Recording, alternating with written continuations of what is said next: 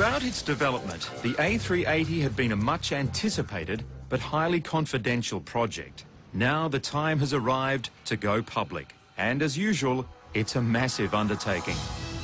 In the final assembly plant, seating for 5,000 guests has been installed. In the equipping hall, TV reporters are hard at work, feeding the story to the networks. For John Leahy and thousands of others, it's a day of great satisfaction. It took an awful long time to get here, didn't it?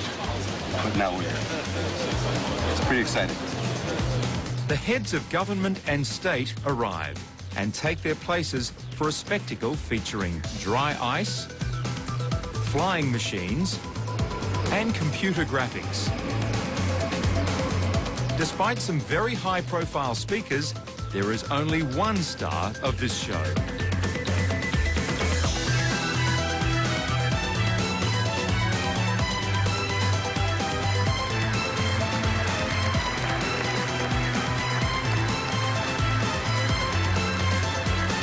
Finally, the biggest airliner of all time is there for everyone to see.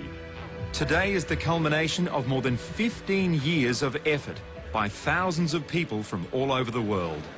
Well, it's a good achievement, huh? I mean, a good show and good speeches and a nice aircraft. And tomorrow back to work to make it fly. No, it's good. His nervous laughter betrays a harsh reality. Despite its impressive exterior, this plane is a long way from flying, and there are many obstacles ahead, as you'll see after the break.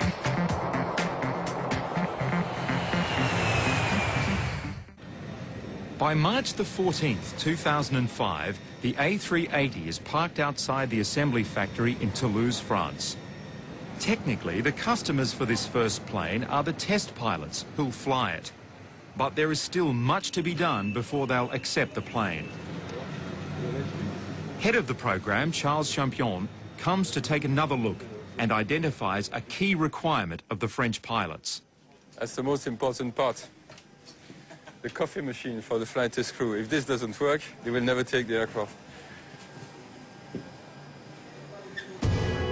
The next day, the 6 test pilots turn up for a photo shoot. But although they pose happily for the cameras, it's clear where their real focus lies.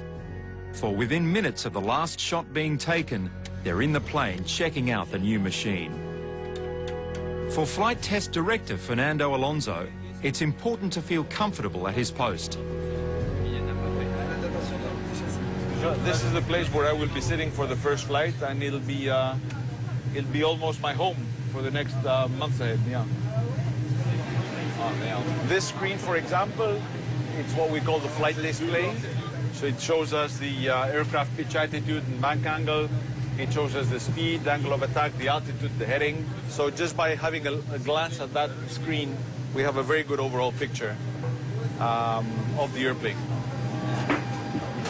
The aircraft is equipped with sophisticated flight instrumentation, thousands of sensors that record every aspect of the plane's performance.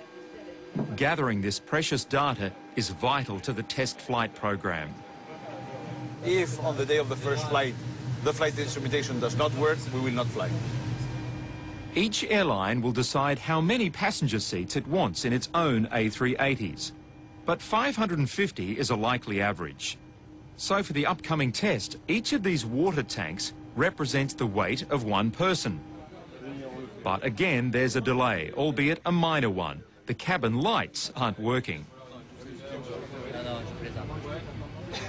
Cabin illumination is switched off. So we have no possibility to switch the cabin illumination. I need the lights. The cabin lights We need to have them on. We have been having handover meetings for the past 2 weeks. Yes. Nobody ever said that the cabin lighting was not working. Nobody ever mentioned the limitations. Nothing was said about lighting. So now we put on the breakers. If something burns, it will burn. With Fernando's words ringing in their ears, the engineers get to work, and in no time the lights are on.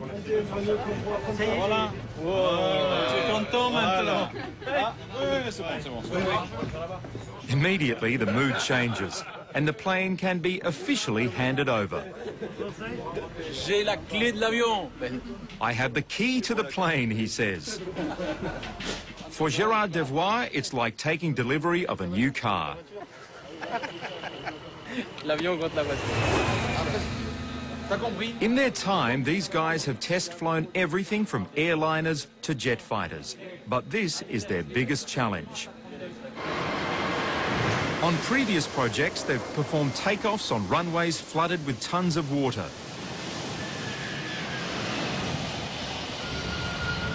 They've deliberately scraped the fuselage along the ground during takeoffs.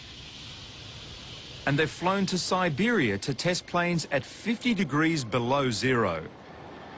Plus, they've thrown passenger aircraft around the sky in the most extreme maneuvers. It's a challenging but satisfying job. It's something which is rather demanding. It asks you to be at your best level permanently, because you cannot cheat. You are really flying in real conditions, and it's something which is stimulating, I would say. During testing, Jacques and his team will be pulling maneuvers like this in the A380. But all that depends on getting the plane into the air. The first step is to get used to the aircraft, to make sure they're familiar with all the systems and that everything is working. Ah ouais, les cendriers, oui. Non, mais les cendriers, il n'y a plus de raison d'en conserver. Ah bah, c'est les chewing-gums. La tabagie est en voie de disparition. By April the 8th, the team is ready to test the engines. To start the engines, there's one ignition, which is that one for the APU. That'll start engine number 1. That'll start engine number 2. That will start engine number 3. And that'll start engine number 4. The smoke is caused by a protective layer of oil burning off as the engines are run one by one.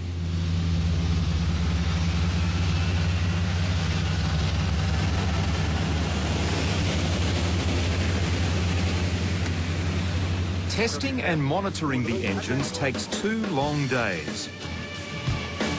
But now the plane is alive and can move under its own power.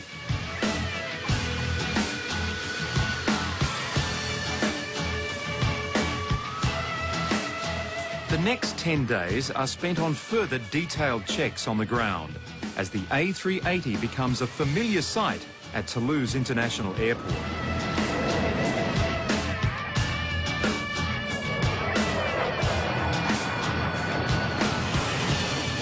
Gradually, the speed is increased, and most importantly, the brakes are successfully tested.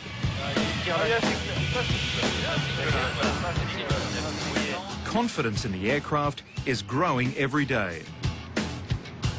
There's still some little things to be fixed, but we're getting closer. After the break, all the years of hard work reach a climax in one exhilarating moment. You could be one of the 5 lucky winners on board the first Qantas A380 flight. So come back after the break to find out if you're a winner.